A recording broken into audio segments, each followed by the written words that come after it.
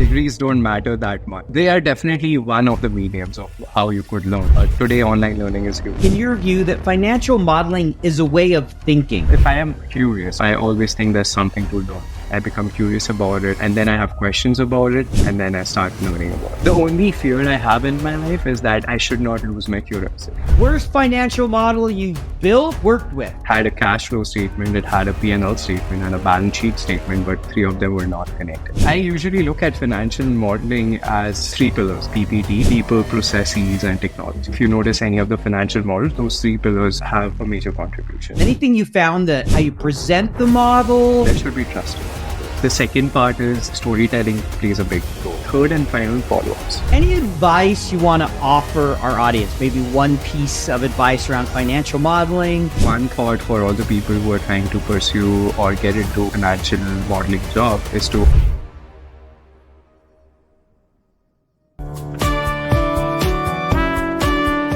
Welcome to Financial Modeler's Corner, where we discuss the art and science of financial modeling with your host, Paul Barnhurst.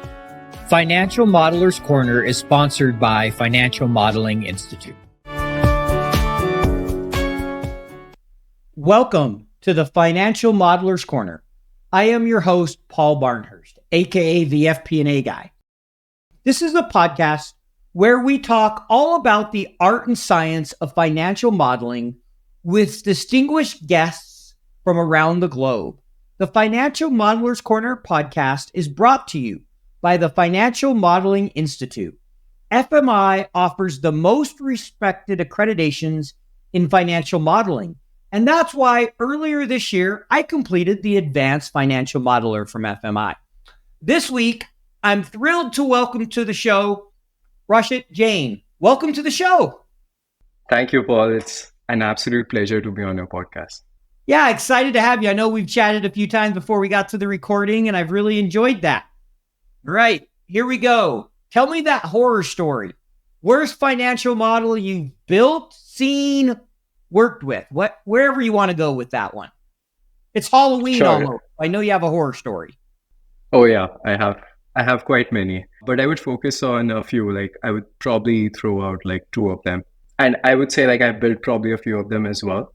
But the two that stood out, one of them was a model where this was one of the companies that I was working for previously when I joined the corporate model, had a cash flow statement, it had a P&L statement and a balance sheet statement, but three of them were not connected. The thing that I was surprised seeing, right, out of college was that the company was forecasting the balance sheet items as a time series instead of really connecting with the rev model or the cash model, right? And the cash was a balancing figure.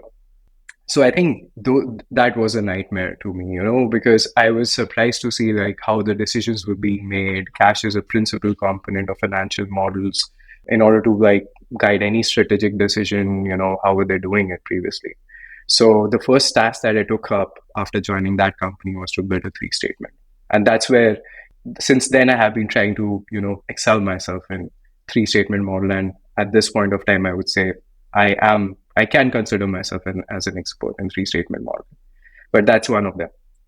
That doesn't surprise me that would be one of them. That's a nightmare. Absolutely. Like I usually look at financial modeling as with three pillars, right? I usually call it PPT, and I think I've heard that term a few times from other people as well. Basically, people, processes, and technology, right?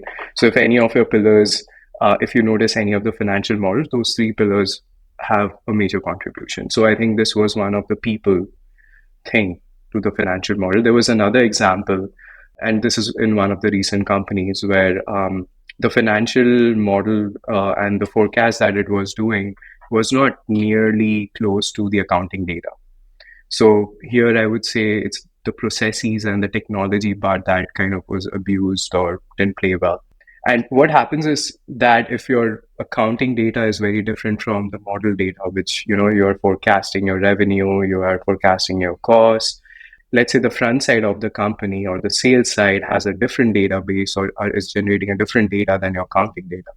So the model maybe is relying or leveraging one of the sales data or the front end data, but the accounting data is completely different from that, especially for a financial company, right?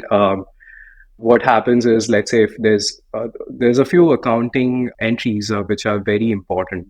For example, allowances, right? Provisions for bad debts, right? For example, those are really accounting entries, right? Those are like some assumptions that are taken.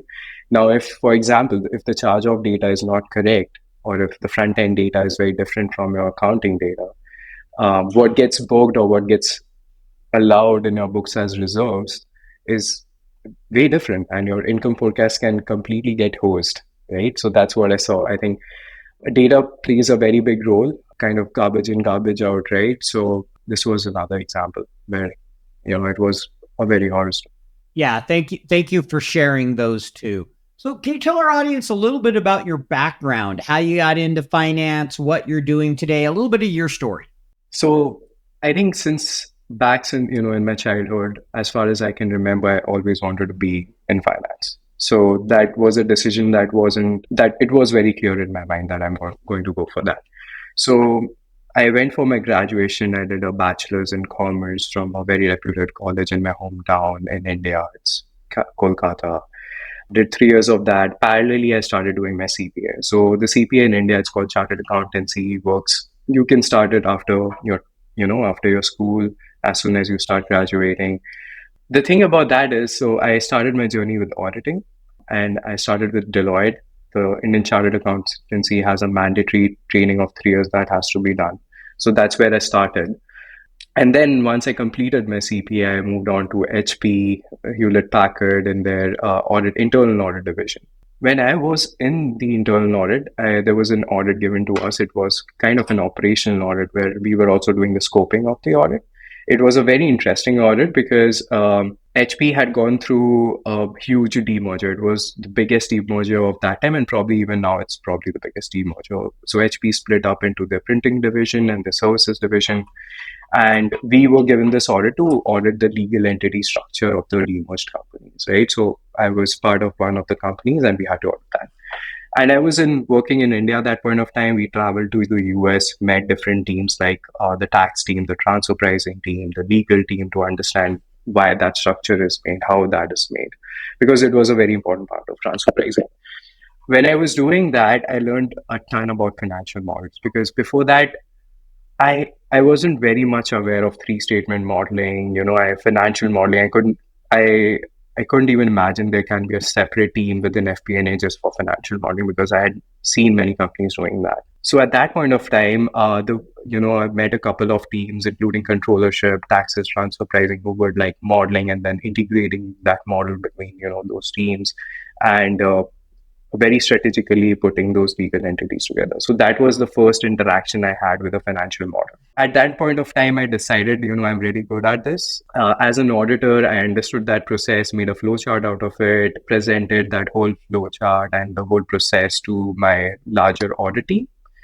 I was very appreciated. I even got recognized by I think the lady was the finance head of America at that point of time. So that gave me a boost of confidence, right? So that's when I decided I want to go for, I definitely want to do this. So what I did is, within HP, I was an internal audit, started contacting a few people in the FP&A team, showed them my work on the legal entity audit and why I wanted to move right to FP&A. That's when I got this offer. So it was an internal move from internal audit to FP&A within HP. That's how I started my career.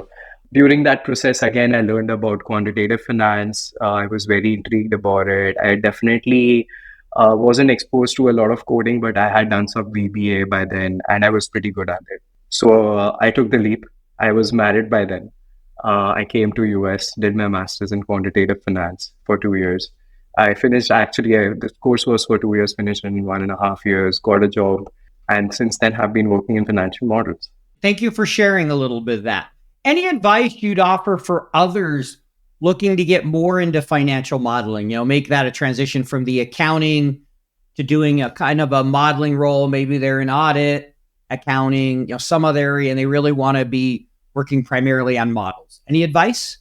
Absolutely. I think it's very important to understand what part of financial models do you like, right? Or which part of FP&A do you fit into? I think everyone has different skills even within FP&A, right? So for example, I can say that I'm very good at three statement modeling. There can be another person in my team who is very good at SQL, but he doesn't know three-statement modeling, and that's perfectly fine. There can be another guy who is really good at communication, and communication is a parcel of everything that you do, but you can have different skills, and all those skills are useful for FP&A. So I think I would say first it's important to understand why you want to go into financial modeling or FP&A, right? For me, it was the numbers that attracted. It was the I love to think and start from a blank page, but there are people who become anxious or have working out of a blank page. So I think it's very important to understand what you are good at and what you're not good at. And once you decide that there is a part in financial modeling that you are really going to work with, just start with communicating and networking with people who are already in that field, right? That's what I did. And start practicing some of the models. You could take a financial statement for any of the companies, download it from their 10K statement or 10Q statement, start understanding it, make a three-statement model. I think the first three-statement model that I made, taking a 10K was of Lending Club, and I loved it. I remember that after I made the three-statement, I even invested in that company because I thought there's prospects. So start there would be my advice. Yeah. Got it. Thanks. Great advice there. I love the networking, communicating, and also building your skills. Talking about building skills, I know you're a big believer in lifelong learning. You've done a lot of schooling and different things. How has that idea, that mantra, always trying to learn, how does that make you a better modeler?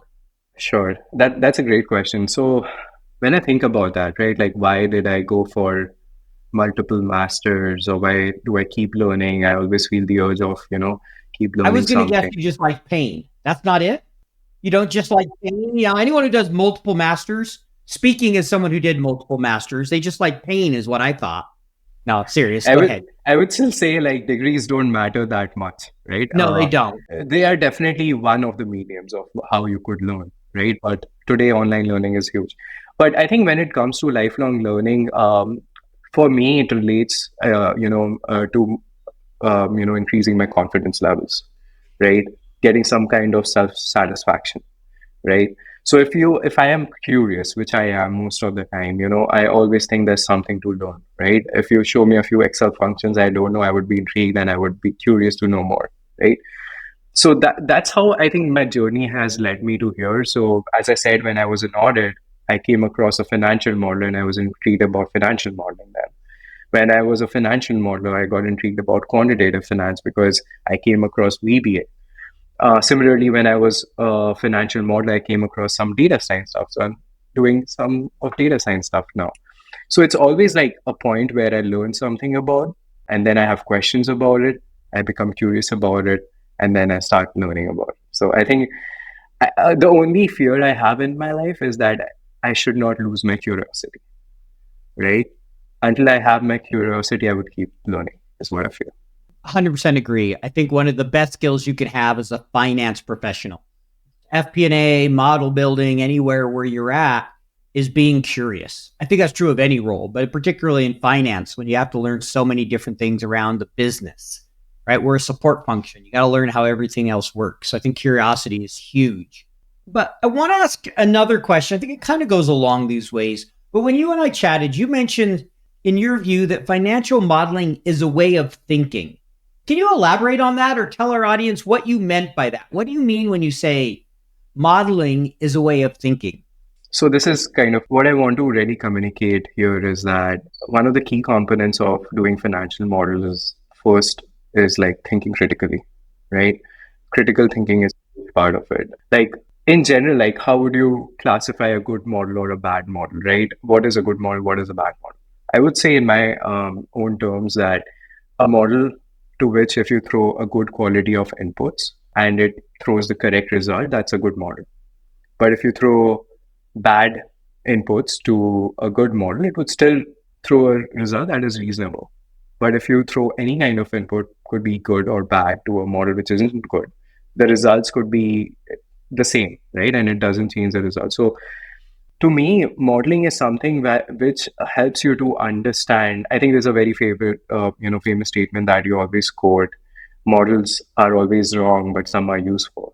Right? Yes, George Box. And I love that quote. Yeah. It's very popular in the statistics community as well. And what is meant by that is that when you have to model anything, right? It could be for the firm that you're working, it could be something related to your personal life, even, right? Is that you want to understand what's going to happen in the future and what's happening currently and how both of those situations would relate, right? How would things move in the future, right? So when you have that question, you take a blank page and then you try to understand and jot down all the points in very simple terms.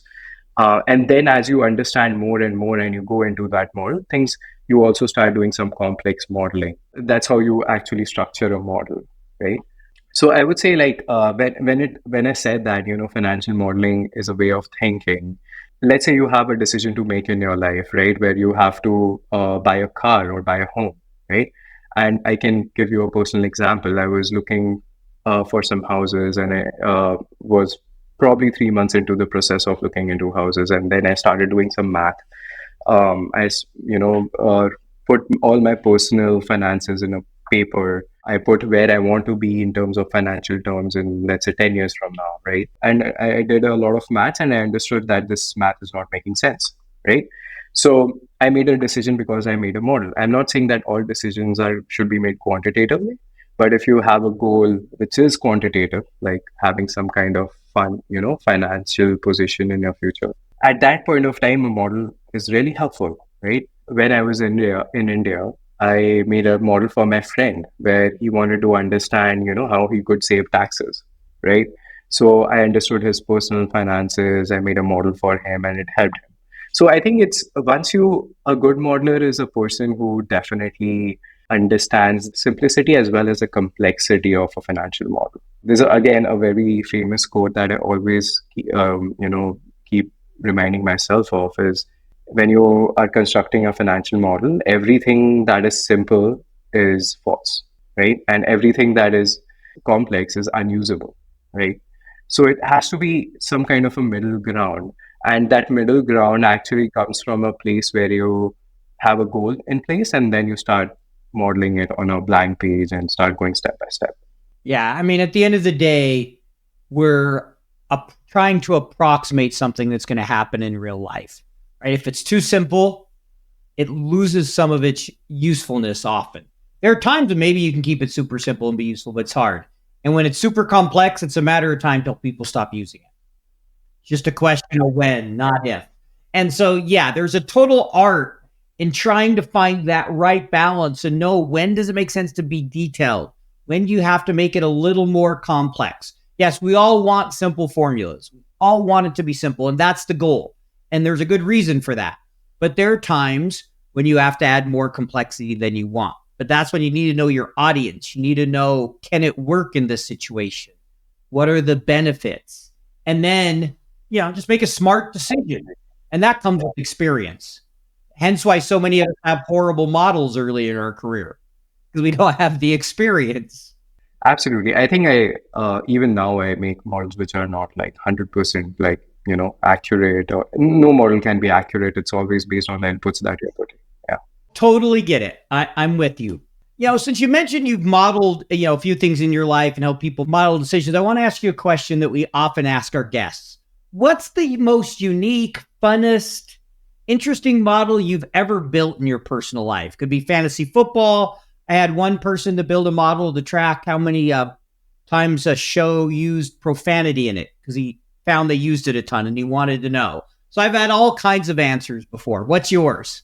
I don't think I have a very story that's as funny as, modeling profanity. Yeah, that was a pretty good one. That was a pretty good one. Yeah.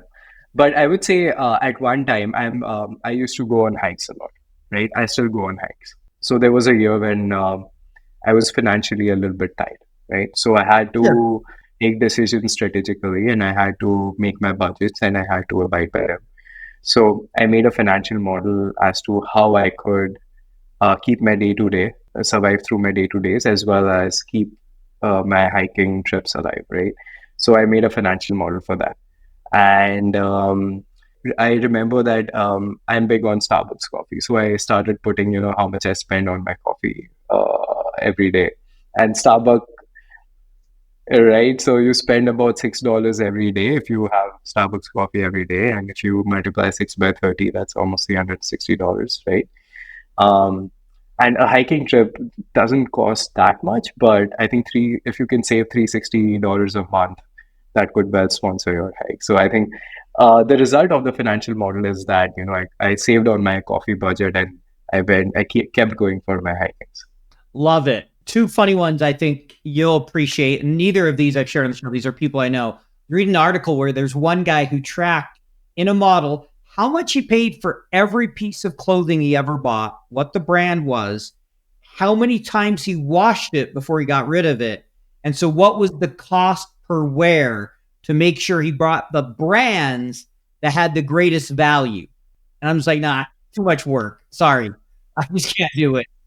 I would say that's like overfitting financial models in your life. But if it made him happy and it's what he wanted to do and it was, 100%. go for it. But yeah, I'm with you. It's like my other friend that built out his schedule in an Excel file down to the minute because he was so busy. No thanks. I don't want my day scheduled to the minute. It's plenty busy enough as it is. you should definitely, you have to think about the details when you're making a model. At least this example states that person went into the details, right? FP&A Guy here. And as you know, I am very passionate about financial modeling and the Financial Modeling Institute's mission. I have been a huge fan of the FMI for years, and I was super excited when they decided to sponsor the Financial Modelers Corner. I recently completed the Advanced Financial Modeler certification and loved the entire experience. It was top-notch from start to finish. I am a better modeler today for having completed the certification.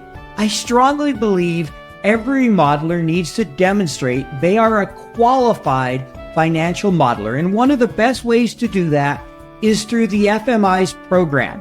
Earning the accreditation will demonstrate to your current and future employers that you are serious about financial modeling. What are you waiting for? Visit www.fminstitute.com/podcast and use code podcast to save 15% when you enroll in an accreditation today. Yeah, it gets back to that finding that right balance.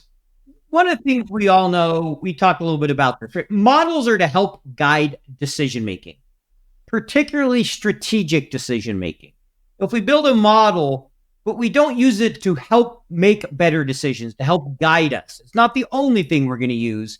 But if we're not using there, I think most people would say you probably don't need the model then. It's a failure. When you're building models, you're working on it, how do you ensure that the model actually gets used in the decision-making process? Anything you found that helps? Is it how you present the model? Is it making sure everybody knows the inputs, buy-in? What do you think is kind of key there? Sure, Paul. I think it's a great question. And let me divide this answer into like 2 or 3 parts. Right? Sure. Because I really want to answer this in detail. So the first part is, I would say there should be trust in the model. And it's not only you who has to trust in your model, but the executives or the decision makers in your company have to trust in the model, right? And how can that trust be built in the model? Either you have presented results in the past which align with the company data or the or the outcomes that the company has seen, so that can build the trust. Or you present the details behind the model, like the inputs you have taken, the methodologies you have applied, and explain that to your executives. And you can also present some stress scenarios, or you could just lay out how the financial model works and through the detail, and that can build the trust. Whatever the ways, the point is that the executive should have the trust in the model, right? So that's one. The second part is, I feel storytelling plays a big role, right? So let's say you have done some analyses, you have come out with some kind of red flags in the business that you want to report to your executive, or you have come out with some kind of opportunity, could be in terms of cash or profits, and you want to present that to the executive. And how would you communicate that, right? Like I think there is definitely an impact to be created by storytelling there. You have to communicate, why there is an opportunity, how do you see the opportunity to be there, or why do you see a risk there? So storytelling is the second part. And the third and final part in case of strategic decision making is follow-ups. So there have been numerous times, I think, where, I've presented things, done some ad hoc analyses, and everyone is aligned on the call. They have trust in the model, but they are busy people, right? You are not the only person who are presenting them with opportunity or risk, right? If the company is huge, if the team is huge, there are other people, there's tons of things to look at from their perspective. You have to keep following up, right? And you have to keep it in you have to probably make some notes if you can't remember, but you have to make sure that they are kept aware every week, every month, that this is something that is still on the parking lot and we have to think about.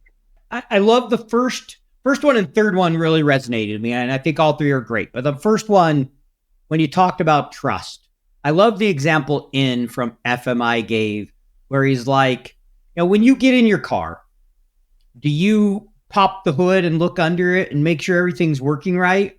Or do you just press the button and expect to be able to go? Or turn the key? I'd say 99.9% of us do that, right? Versus looking under the hood. It's very similar with a model. If you're taking the guy all over the place and there's no structure, even if you're right, you're bouncing from sheet to sheet, you're losing trust that whole way through. A lot of that trust part comes down to good design. There are so many other things involved, Absolutely. But that's what I kind of thought of is when you have a well-designed model that's easy for them to follow, it's much easier for them to trust the model, even though you may be wrong. And the person who has that sloppy model could be right, even though there's no right, but you know what I mean? More accurate, they're going to lose trust. Obviously, you want both, but that's the first Absolutely. one. And then, with the last one you said on follow-up, that is huge. Often, everybody gets excited in the meeting, but you have to make sure that the assignments, the things happen. I'd say it's especially true as an FP&A professional. It's one of the biggest things is, hey, we tell all the problems that's happened at month end, making sure you follow up on those and you're giving recommendations and changes are happening to improve the business. Absolutely agreed. Yeah. All right. So you got a little bit of everything here. I know you've done finance, accounting, quant. You've also done some data science, R, Python, other things. How has having data science skills and having learned data science, how does that help you with your modeling? Absolutely. I think a lot of people think about data science, as a different world than FP&A, right? We have been thinking like that. Today, we are not in a position where data science is completely integrated with FP&A. When I think about as an FP&A guy, I would say we always focus on explanatory analysis, right? Like we find variance between actuals and forecast or actual and budgets, and then we try to attribute those differences to where that difference is coming from and do an attribution analysis there, and then we try to do an explanatory analysis where we present to the board why those variances are there. Is it because of some of the business drivers, or is it because of economic scenarios, macro scenarios, and whatnot? But when it comes to data science, what I've learned and what is really useful is exploratory analysis, right? Where you basically look at data from a very unbiased perspective, having no opinions about the data whatsoever. Whereas in case of FP&A, we look at data with some kind of opinion and understanding that what that data is going to tell me. But when it comes to data science, it's the understanding is the first thing, how you go about it. You do a ton of statistical analysis just to understand the data. You look at the distribution of, let's say, a variable, you'll try to understand, is it normally distributed on a very basic level? Does it have some kind of skewness, kurtosis? You just try to understand the data, and then you do more exploratory analysis to understand the data, and you keep doing it. And I would say data science is 80% about exploratory analysis. That it takes 80% of the time, and then the 20% time goes on modeling. And I would give you an example here. For example, I am in the financial industry, right? So for us, interest rates is very important, right? But when we look at interest rates, in my models, I could simply rely on, let's say, the CME Fed Watch tool, take the future forecasted interest rates from there. It would even go back with the auditors, right? I would have to create a memo to explain them why I have taken those. But the CME Fed Watch tool would only give you a forecasted interest rate for, let's say, a year or a year and a half maximum. But when you do a 5-year modeling, right, you need a more sophisticated model when it comes to interest rates, because there's a ton of factors that influences this, the macro factors, geopolitics, right? So when I was doing quant and even in data science, what I learned is about models like there's something called Hull-White model, Vasicek model, CIR model, and this is just an example. Those are basically interest rate forecasting model, which basically even the Fed uses to forecast interest rate changes. And what it does is it takes a long-term target interest rate and then kind of mathematically arrive at a mean reversion rate to understand. So this is one example where if you don't have a logical way to estimate an interest rate in the future, it's better to apply some of those models than just do guesswork, right? That's one place. That's one place where I can easily apply what I've learned in a data science course. I already talked about exploratory analysis in case of data. A ton of times we also deal with, especially in the financial industry, I'm sure in other industries as well, variables which are very random, which you can't predict. Let's say demand, right? Demand, you could go to your sales team, you could ask them, where do you see the demand to be? First of all, there's always a wall between finance and sales, which should be broken. But in a lot of companies, it's not, right? But do you have roundabout, do you have an alternative to that? Is something that data science presents, right? That if you can't predict a variable on a reasonable basis, or a variable for which you can't find reasonable drivers in your forecast, that's where quantitative modeling comes in, right? You have a couple of things that you could rely on, models that you could use to predict those values. Now, what these models do exactly is, if you have heard about Black-Scholes, right, that people used to price options in, right? That's nothing but a random process, a stochastic process. It's based on Brownian motion, which is a very complex topic, but a way of like predicting random movements, right? For example, if you are making a model, right, what's the first thing that you would keep in mind, right? The most important thing for a model, in my opinion, when you are doing a forecast or a 5-year plan, is that you make sure that the business doesn't have a single point of failure, right? I think I heard it in one of your podcasts. I think it was with Carl Seidman, when he talked about that modeling is not black or white, right? It's basically when you project something in the gray area, right? I think he said that, there's a range of possibilities which fall in the gray area, which are acceptable to the company. If it's black, it's a single point of failure, right? So when it comes to like creating those scenarios and making sure that those single point of failures are avoided in all the scenarios, all the possible outcomes, that range of outcomes that you're presenting to the board or you're modeling in a financial model, right? In those cases, scenario, again, data science comes in, right? You can use Monte Carlo simulation, for example, to understand the volatility of your particular variable. And probably I'm going a lot into quantitatives now, but that's how data science and quant can play a huge role in FP&A. And I think apart from learning tools like Python, R, or SQL, I'm not saying that it's 100% important for a guy in FP&A to understand all of this. But definitely, if you understand this, you have an edge over others, right? You have ways to make your model a little bit more sophisticated, understandable, auditable, right? Makes sense. Yeah, there's definitely benefits to having it. You don't have to, but there are definitely benefits. All right, we're going to move into our rapid fire question section. How this works is you have to pick a side on those that are yes or no. You can't say it depends. At the end, you can elaborate on one or two. You get no more than 10 seconds for each question. And I'm going to run through them. And then at the end, there's one or two that a little more context. But we'll start with this first one. Circular references, yes or no? Absolute no. VBA, yes or no? Yes. Dynamic arrays in your model, yes or no? Absolute yes. External workbook links, yes or no? Yes, but with an asterisk. All right, we'll find out the asterisk at the end. Named ranges, yes or no? I haven't used, maybe I have used, but I can't remember. So I would say no. Okay.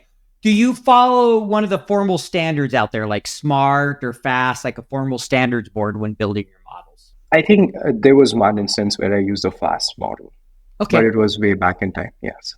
Should financial modelers learn Power Query? Yes.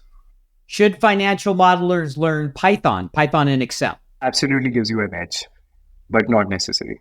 Not necessary, but beneficial. What about Power BI? Yes. All right. What financial statement is most important? P&L, balance sheet, or cash flow? Honestly, I think all three of them. But if I have to answer, a compelling answer would be balance sheet. Okay. I agree they're all important, right? With all these, there's a lot of context. For sure, yeah. Will Excel ever die? Yes or no? I'm going to give a standard answer on this. I don't think in my lifetime it's going to die. That's not an uncommon one at all. Will AI build the models for us in the future? Yes and no. I think I have a few things to talk about here, but a clear answer would be yes.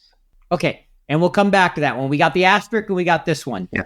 Do you believe financial models are the number one corporate decision-making tool? Not the number one. What do you think is then? What do you think is number one? I think the number one is definitely probably the intuition of the decision makers.